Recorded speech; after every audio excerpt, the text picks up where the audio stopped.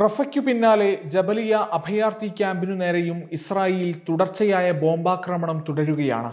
തെക്കൻ ഗസയിലെ റഫയിലും വടക്കൻ ഗസയിലെ ജബലിയയിലും ഒരേ സമയം ആക്രമണം ശക്തമാക്കുകയാണ് സയനിസ്റ്റ് സൈന്യം. ഫലസ്തീൻ വംശഹത്യയായ നക്ബയ്ക്കിടെ കുടിയൊഴിക്കപ്പെട്ടവർക്കായി 1948 UN ജബലിയ അഭയാർത്ഥി ക്യാമ്പ് പണിതത്. വടക്കൻ ഗസയിലെ ജബലിയ എന്ന ഗ്രാമത്തിലാണ് ക്യാമ്പ് പണിതത്. ഗസയിൽ ഏറ്റവും കൂടുതൽ പേർ കഴിയുന്ന അഭയാർത്ഥി ക്യാമ്പാണിത്. ഗസ ആക്രമണത്തിന്റെ തുടക്കത്തിലും ഇവിടെ പലതവണ ആക്രമണം നടത്തിയിരുന്നു. അന്ന് 50 പേർ കൊല്ലപ്പെടുകയും 150 പേർക്ക് പരിക്കേൽക്കുകയും ചെയ്തു.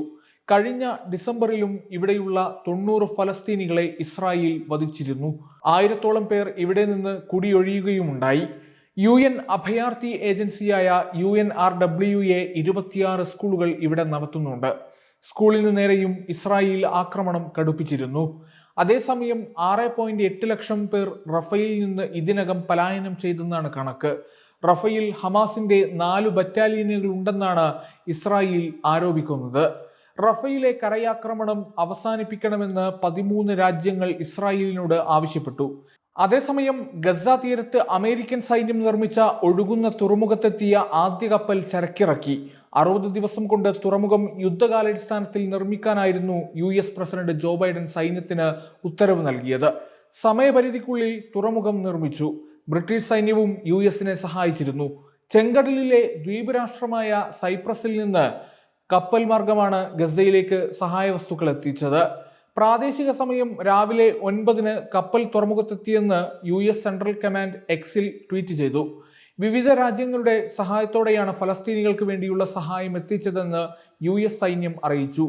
ഗസയുടെ മണ്ണിൽ US സൈന്യം ഇറങ്ങാതെയാണ് തുറമുഖം നിർമ്മിക്കുകയെന്നായിരുന്നു ബൈഡൻ പറഞ്ഞിരുന്നത്. കരയിൽ നിന്ന് താൽക്കാലിക കടൽപ്പാലം വഴി ഒഴുകുന്ന തുറമുഖത്തെത്താം. അടുത്ത ദിവസങ്ങളിൽ 500 ടൺ സഹായ വസ്തുക്കൾ കൂടി ഗസയിൽ കപ്പൽ വഴി എത്തിക്കുമെന്ന് US അറിയിച്ചു. റഫ അതിർത്തി അടച്ച് റഫയിൽ ആക്രമണം ശക്തിപ്പെടുത്തിയതോടെ കപ്പൽ വഴി സഹായം എത്തിച്ചത് ഗസക്കാർക്ക് ആശ്വാസമാണ്.